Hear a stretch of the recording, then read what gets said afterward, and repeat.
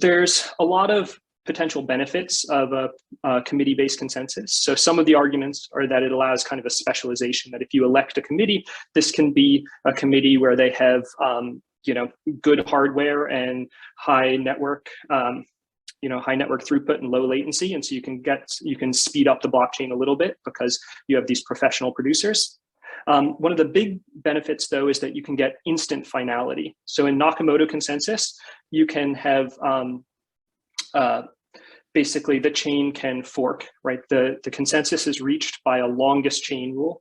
And so in Bitcoin, for example, there's a heuristic that you don't consider a transaction finalized until it's buried 6 blocks deep. It's not once you see your transaction in a block, you have to wait for some amount of time until you're pretty sure you're on the longest chain.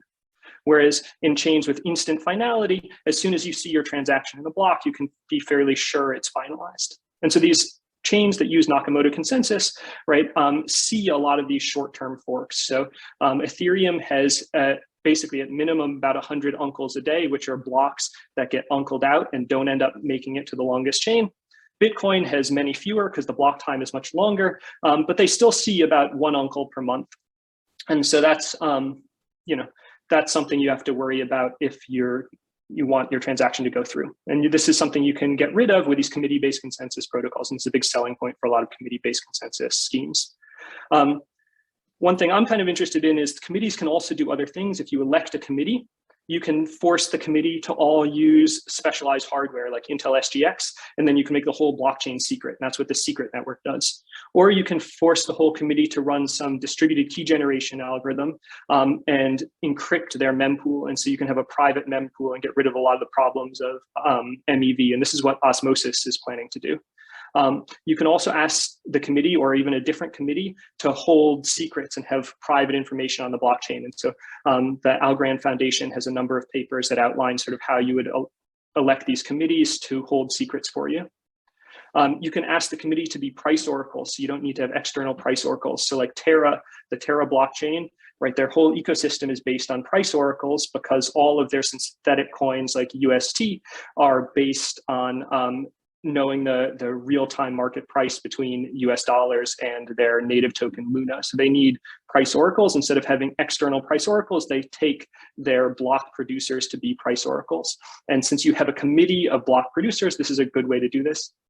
The Binance chain even uses a committee elected on the Binance chain to choose the committee on the Binance Smart Chain. So you can have this committee of block producers control another chain. And so there's a lot of kind of interesting things you can do with a committee that make this type of committee-based consensus fairly appealing, I think.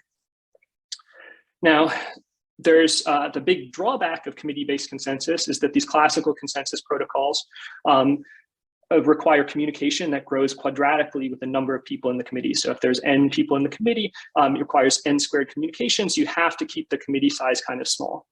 So small is relative and nobody knows exactly what small means. EOS uses 21 block producers, Tron uses 27, Cosmos, most of their chains use 150, Oasis uses 110, the Binance chain uses 11, the Binance Smart Chain uses 21, and the one exception here is Algorand, which does a lottery-based consensus, ends up using a lottery-based committee selection, ends up using a lot more committee members, and I'll talk more about that in a little bit. But this type of small committee, even if you elect new committees all the time, the committee can end up being static. And so you see this really extremely in systems like EOS. So EOS elects a new committee every 2 minutes, about every 126 seconds. And they elect 21 people at a time. In the first 89 million blocks they produced, they only had 63 different block producers produce all of them. And even Cosmos, which does a little better, the Cosmos Hub, had only 215 block producers for the first 9 million blocks. By contrast, right, Ethereum in the first 8 million blocks were mined by more than 5,000 distinct addresses. And Bitcoin, if you count the number of addresses that were paid out to in block rewards, you get up to about 275,000. And so these committee-based consensus protocols are much more centralized than the alternatives. And so this is a big drawback of these systems. But nevertheless, a lot of places use them. So most of the Cosmos chains, including Cosmos Hub, Crypto.org, which is Crypto.com's chain, Terra, the Secret Network, Osmosis, many more, the Binance Smart Chain, Algorand, Tron, EOS forks like Telos. So this is a really widely used method of coming to consensus. And so I think it's important to understand how these work.